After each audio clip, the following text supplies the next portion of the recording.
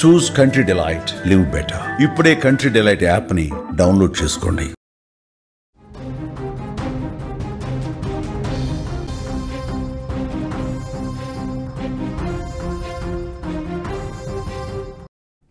ఒక చిన్న బ్యాటు కనీసం దాని విలువ 150 రూపాయలు కూడా ఉండదేమో. ఒక చిన్న బ్యాటు, అది బ్రాండెడ్ ఎంఆర్ఎఫ్ బ్యాట్ కూడా కాదు. ఎందుకంటే సహస్ర హత్య కేసులో ఒక్కో నిజాన్ని వెతుక్కుంటూ వెళ్తుంటే ఎవ్వరూ ఊహించలేనన్ని బాధాకరమైన విషయాలు తెలుస్తున్నాయి. ఈ పూటకి నా దగ్గర ఉన్న ఒక ఫోటో చూపిస్తాను చూడండి. సహస్ర హత్యకు కారణమైన బ్యాట్ ఇదే. సహస్ర ప్రాణాలు తీయడానికి, ఆ హంతకుడు సహస్ర ప్రాణాలు తీయడానికి కారణమైన బ్యాట్ ఇదే. ఈ చిన్న బ్యాట్ కోసమే సహస్రని ఆగస్టు 18వ తేదీన హంతకుడు అత్యంత దారుణంగా హత్య చేశాడు. ఈ బ్యాట్ పైన జస్ట్ ఎంఆర్ఎఫ్ అని రాస్తుంది, అది ఎంఆర్ఎఫ్ బ్యాట్ కూడా కాదు. ఈ బ్యాట్ తోటే సహస్ర తమ్ముడు క్రికెట్ ఆడుకునేవాడు. ఈ బ్యాట్ చూసే ఈ బ్యాట్ని దొంగతనం చేయడం కోసమే వాడి మాస్టర్ ప్లాన్. స్కూలు ఎగ్గొట్టి ఇంట్లో ఉండి ఆ బ్యాట్ని దొంగిలిస్తూ అడ్డుకున్న సహస్రని వెంట తెచ్చుకున్న కత్తితో పొడిచి చంపాడు. ఒక్కసారి కాదు, 21 సార్లు పొడిచి చంపాడు. జస్ట్ ఆఫ్టర్ ఆల్ ఈ చిన్న బ్యాట్ కోసం. అంటే నిందితుడి బ్రెయిన్లో క్రైమ్ ఏ స్థాయిలో ఇరుక్కుపోయిందో, క్రైమ్ మెంటాలిటీ ఎలా ఉందో మనం ఇక్కడ అర్థం చేసుకోవచ్చు. బంగారం లాంటి సహస్రని పొట్టన పెట్టుకుంది ఈ యొక్క చిన్న బ్యాట్ కోసం మాత్రమే. బంగారం లాంటి సహస్రాన్ని చంపింది ఈ చిన్న బ్యాట్ కోసం మాత్రమే. ఈ చిన్న బ్యాటే సహస్ర ప్రాణాలు తీసింది. కరెక్ట్గా 150 రూపాయల విలువ కూడా ఉండదు ఈ బ్యాట్. జస్ట్ 150 రూపీస్ కూడా ఉండదు. ఎవరైనా తల్లిదండ్రులు చూస్తుంటే, ఈ వీడియో చూస్తుంటే మీరు చెప్పండి, ఈ బ్యాట్ విలువ ఎంత ఉంటుంది? ఒక నిండు ప్రాణాన్ని బలి తీసుకుంది. విచిత్రం ఏంటంటే సహస్ర తండ్రి చెప్తున్నాడు, హత్య చేసిన తర్వాత, హత్య జరిగిన తర్వాత కుటుంబం అంతా కన్నీరు పెట్టుకుంటూ ఉంటే ఆ హంతకుడు సహస్ర తమ్ముడు దగ్గరకు వచ్చి ఓదారుస్తున్నాడంట, అయ్యో ఏడవకు అని. వాడి మెంటాలిటీ చూడండి. హత్య చేసింది వాడు, కత్తి తీసుకెళ్ళి ఆ ఇంట్లోనే కడిగి ఇంట్లో దాచింది వాడు, రక్తపు మడకలున్న బట్టల్ని తీసుకెళ్ళి ఉతికింది వాడు, గోడపై నుంచి పోయి ఇంట్లోకి వెళ్ళి ఏమీ తెలియని నంగనాచిలా ఉన్నాడు 14 ఏళ్ల వయసులోనే. మళ్ళీ పోలీసులు వచ్చి డెడ్ బాడీని చూసి అందరూ ఏడుస్తుంటే వచ్చి ఓదార్చాడట. అలా నాన్న మాటలు వినండి, ఒకసారి చెప్తా తెలుస్తుంది ఆ హంతకుడి మైండ్ సెట్ ఏ స్థాయిలో ఉందో. ఒక్కసారి వినండి సహస్ర తండ్రి మాటలు. వాడు మాత్రము చాలా క్రూరమైన వాడు బాలుడు కాదు, చాలా మేజర్ ప్లాన్ చేసిండు. మేజర్ వాడు మాత్రం భూమి మీద ఉండొద్దు మేడం, ఒకటే చెప్తున్నాను. వాడు మాత్రం ప్రభుత్వం కఠినంగా శిక్షించాలి. వాడిని ఉరి తీయడమో ఏం చేయడం చేయాలి ఖచ్చితంగా. వాడికి నాకు మాత్రం న్యాయం జరగాలి. నా కడుపు పంట చల్లారాలంటే, నా బిడ్డ ఆత్మశాంతి జరగాలంటే వాడు మాత్రం భూమి మీద ఉండద్దు. ప్రభుత్వాన్ని కోరుతున్నా, చట్టాన్ని కోరుతున్నా, ఇదే నేను కోరేది. ఇంతకుముందు అంటే నా కొడుకు వాడితో క్రికెట్ ఆడేటోడు, అంటే పెద్దవాడే, వానే స్కూల్, సేమ్ స్కూల్. నా కొడుకు సేమ్ స్కూలు. వాడు క్రికెట్ ఆడడానికి పిలుస్తుండే, చేస్తుండే.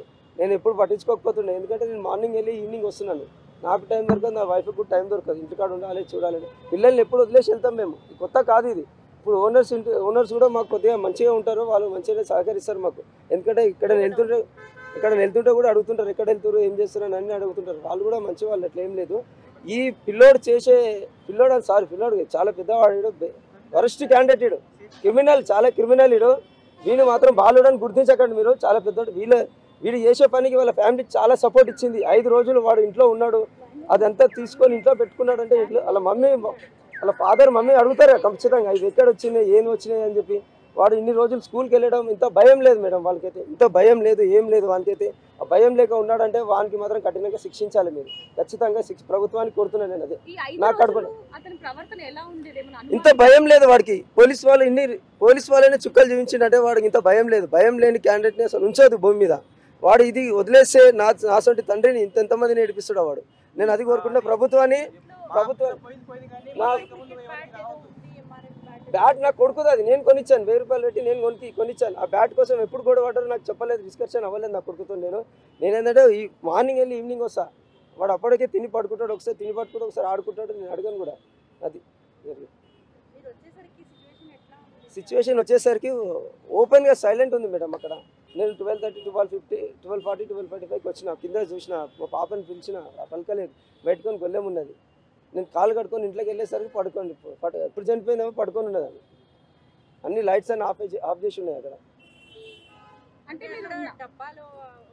అవన్నీ ఏం చూడలేదు నేను మా పాపని చూడగా నాకు మైండ్ ఏం పనిచేయలేదు. నేను ఏడ్చుకుంటూ అయ్యేసరికి కిందికి ఊరికొచ్చారు. పోలీసు వాళ్ళకి ఫోన్ చేశారు, అంబులెన్స్కి ఫోన్ చేశారు. అక్కడక్కడ జరిగిపోయింది. నాకు ఏం టైం ఇవ్వలేదు పోలీసు వాళ్ళు. నా ఏడుపు, నా బాధ అదే. నేను మళ్ళీ బయటకు వచ్చి ఏడ్చుకుంటూ వచ్చి ఆ పిల్లోని అడిగిన, అరే ఎవరైనా వెంకట్ ఇక్కడ వచ్చి ఎవరైనా పిలిచిరా అంటే, అవును అంకుల్ మీ పాప డాడీ అని 4 టైమ్స్ పిలిచింది. నేను వీడే చెప్పాడు.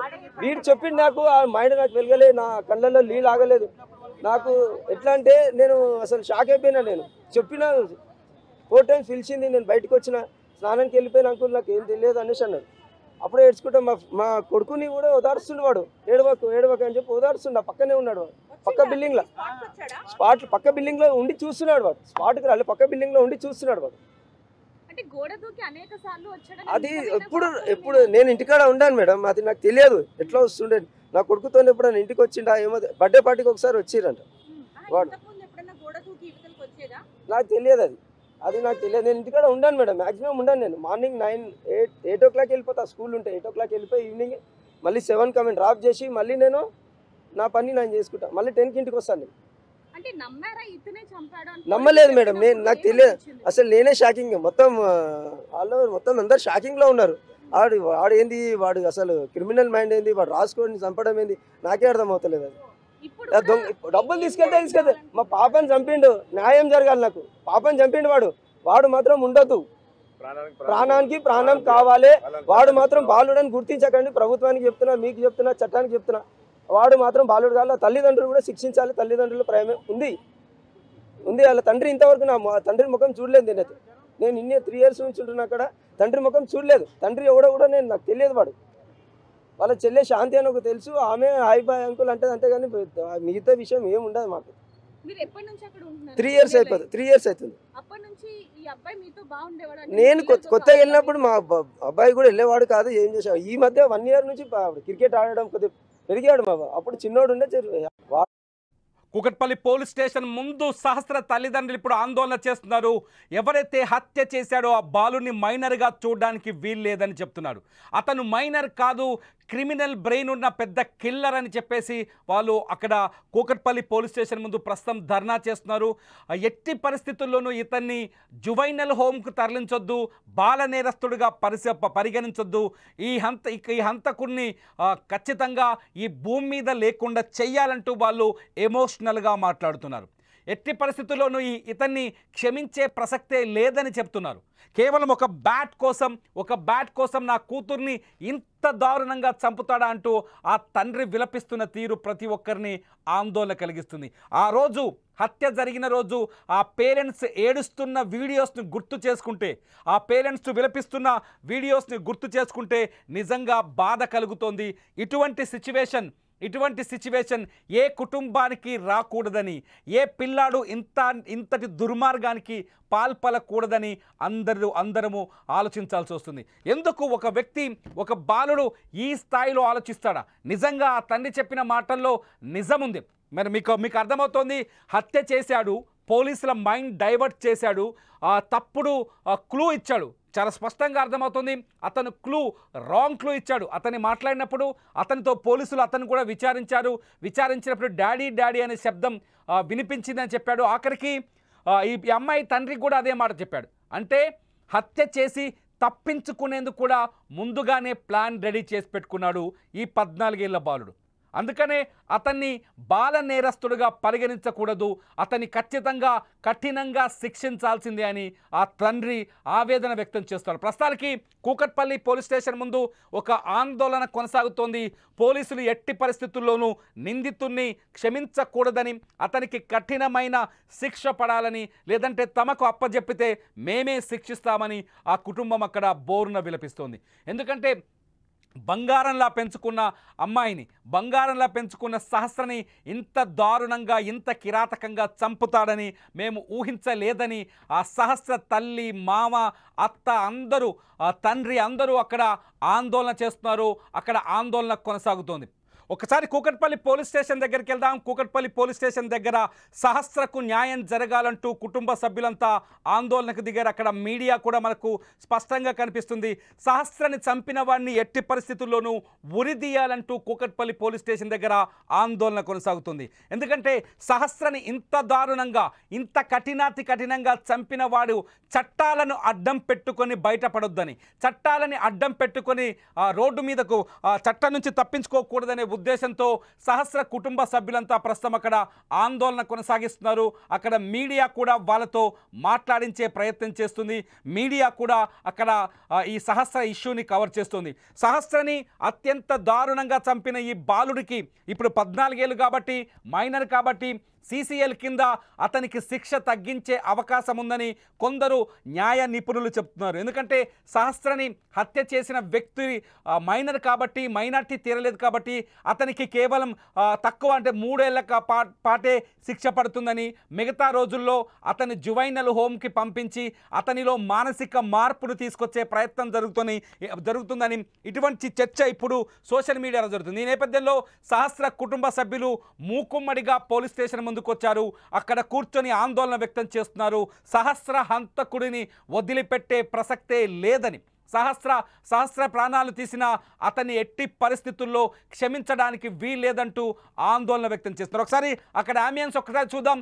సహస్ర కూకట్పల్లి పోలీస్ స్టేషన్ దగ్గర వాళ్ళు ఏం మాట్లాడుతున్నారు ఒకసారి అంబియన్స్ చూద్దాం.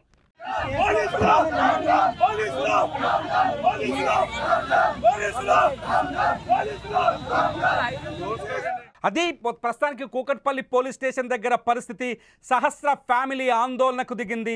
సహస్రకు జస్టిస్ ఫర్ సహర్షిని అంటూ, సహస్ర పూర్తి పేరు సహర్షిని, జస్టిస్ ఫర్ సహర్షిని అంటూ సహస్ర తండ్రి, తల్లి, మామ, అత్త, అట్లాగే సహస్ర కుటుంబ సభ్యులతో పాటు కొందరు సానుభూతి పరులు కూడా కూకట్పల్లి పోలీస్ స్టేషన్కి వచ్చారు. అక్కడ ఆందోళన కొనసాగుతోంది.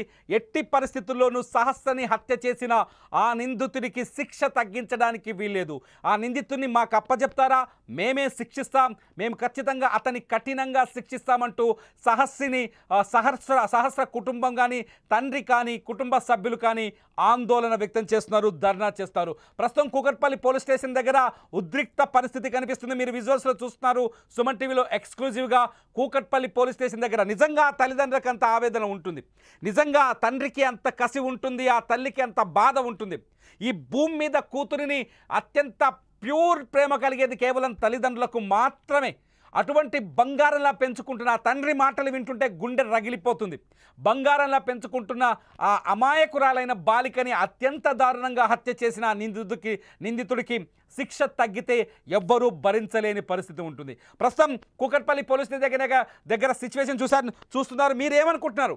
పోలీసుల ముందు ధర్నా చేస్తున్న సహస్ర కుటుంబ సభ్యులకు మీరు మద్దతు ఇస్తున్నారా?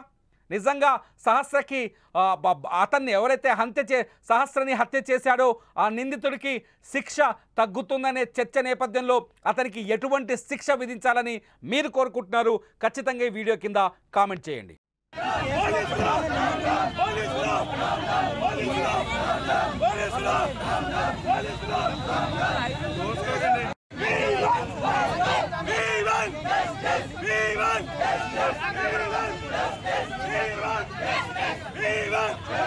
We want